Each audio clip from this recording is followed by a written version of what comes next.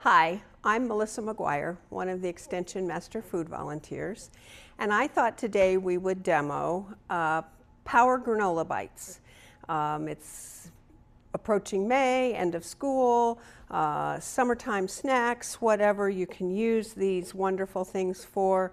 And the nice thing about this particular recipe, we first used it with a group of elementary school kids. They made their own, but you can vary it up a lot. You can make a lot of changes. So the recipe is definitely adjustable.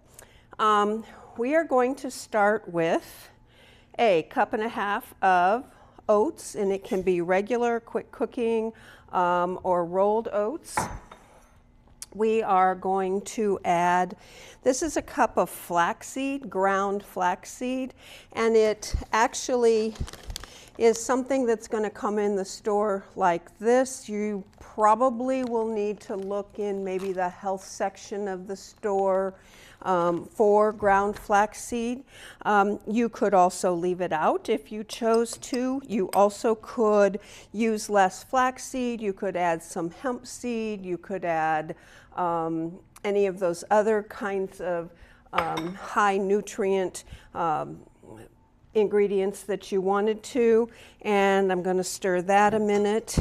This particular recipe called for puffed rice cereal, and we didn't have puffed rice on our shelf, so we're using crunched up rice squares.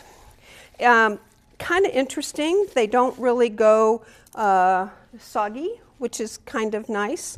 So we'll mix those together, but it does tend to give it a little bit of crunch.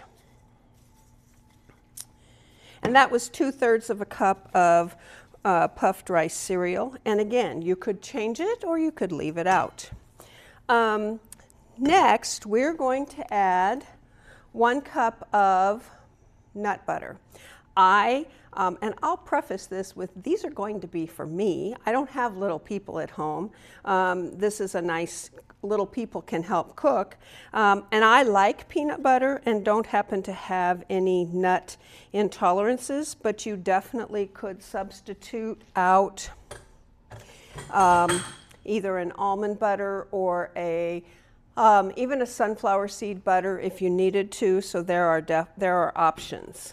So we've got the peanut butter, and we're going to add a 1/2 cup of honey, or you could use agave syrup, or you could use any other kind of syrup if you were so inclined or had something like molasses. And then we are adding 2 teaspoons of vanilla, and I like to add a little cinnamon just because I like a little cinnamon in a lot of things. So we're going to begin to stir this together, and we actually purposely got a big bowl just because it has a tendency to want to go all over the place. You can include coconut, you can include some other nuts or sunflower seeds. You probably just need to keep an eye on how much moist ingredient versus how much dry. Adjust the honey if you needed a little more moisture to what you're making. So we're mostly mixed. We'll finish. Then you're going to use a cup total of dried fruit, coconut, maybe your other nuts. This happens to be a combination of dried cranberries, dried blueberries, and dried cherries that I had at home. I particularly enjoy, if possible, using the no sugar added dried cranberries. It's amazing how much sugar there is in our dried fruit. So there's almost a 1/2 cup, because the other part of my cup plus is chocolate chips. And those are my favorite, so they're going in there. And then we will mix this. So we are mixed. And if you needed to, you could throw this in the refrigerator to kind of harden up, but probably not. This is the one area that I actually don't mind wearing these gloves because they don't seem to stick all over your hands while you're rolling. And then when you're done, you literally can peel them off and toss the stuff in the trash, and you're good to go. So we're going to take a 1 ounce, I think, scooper, but you can adjust. And basically we are going to just scoop up